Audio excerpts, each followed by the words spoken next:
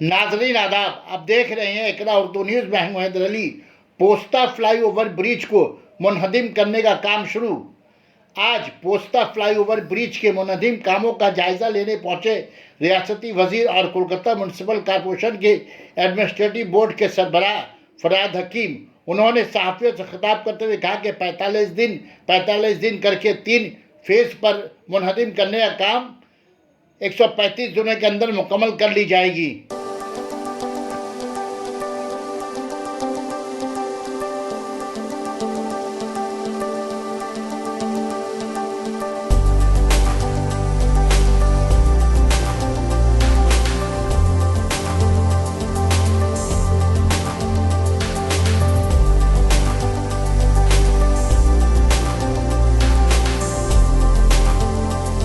সেক্রেটারিকে বলেছিলেন যে এটা কিভাবে আমাদের পোস্তা ফ্লাইওভার ভাঙা হচ্ছে সেইটা দেখার জন্য যে মানুষের সেফটিটা প্রথমে রক্ষা করা হচ্ছে কিনা,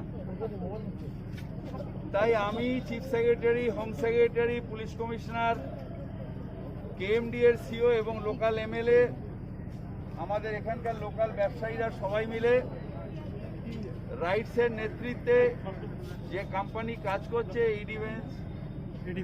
এডিভিসি তাকে নিয়ে সেক্রেটারি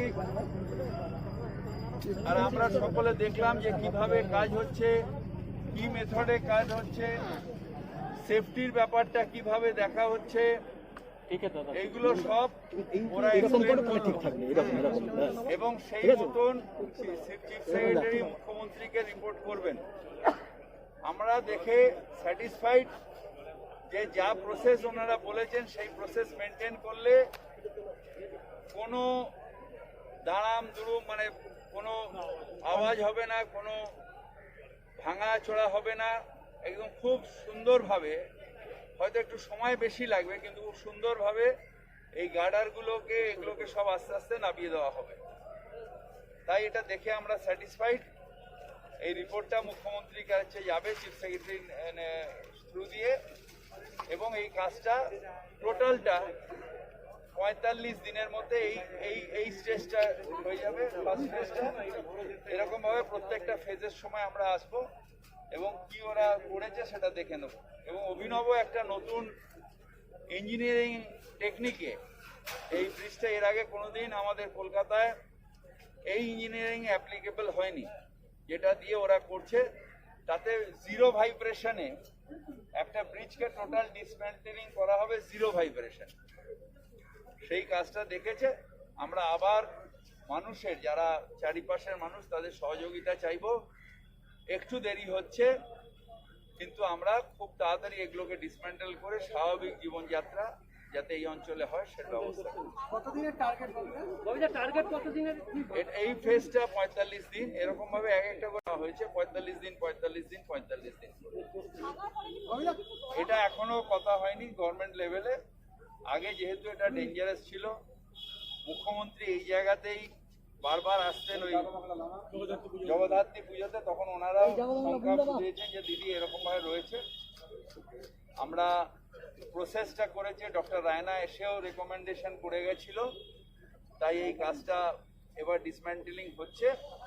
আশা করি খুব শিগগিরই হয়ে যাবে, মানুষজন ঠিক মতন থাকবে। সরকারের যে চাকরি দেওয়ার ঘোষণা সেটাকে কটাক্ষ করেছেন দিলীপ দা, বলছেন যে গুজরাটে বাংলার ছেলেরা চাকরি করতে যাচ্ছে, না হলে বিশ্বাস নেই। দেখেন ব্যাপার হলো, যারা গুজরাট বিশ্বাসী তারা বাংলা বিশ্বাসী নয় বা বাংলায় কোনো কিছু ভালো দেখেন না। আমি গরিব ঘরে জন্মেছি, আমি সবসময় দেখি যে আলিপুরের সেই বড় বড় বাড়িতে কিভাবে গাড়ি নিয়ে আসে যায়। আরে আমি বাংলার মানুষ, I should be proud of my Bengal. আমাকে বাংলার মানুষের সাথে থেকে বলতে হবে বাংলার মাটি, বাংলার জল, বাংলার বায়ু, বাংলার স্থল, পূর্ণ হোক, পূর্ণ হোক, পূর্ণ হোক। এখন ব্যাপারটা হচ্ছে এদের চাকরি বাঁচানোর ব্যাপার। গুজরাটকে ভালো না বললে দিলীপ দা প্রেসিডেন্ট পদ খোয়াবে, তাই গুজরাটকে ভালো বলতে হবে। ভারত নিয়ে সুপ্রিম কোর্টে যাওয়ার প্রসঙ্গে বলেছেন যে যারা আস্থা রাখে না কোর্টেতে, 18 বছরের ভ্যাকসিনেশন নিয়ে থ্যাংক ইউ মোদি। 18 বছরের ভ্যাকসিনেশন ব্যাপারটা হচ্ছে এগুলো সব বিজেপির প্রোপাগান্ডা। হ্যাঁ, সেসব এগুলো হলো বিজেপির প্রোপাগান্ডা। আমাদের কোনো থ্যাংক ইউ নয়, থ্যাংক ইউ মানুষ প্রত্যেকে ভ্যাকসিন নিচ্ছেন এবং তাকে কংগ্রাচুলেট করছি যে congratulations, you are safe. Jangalmahal R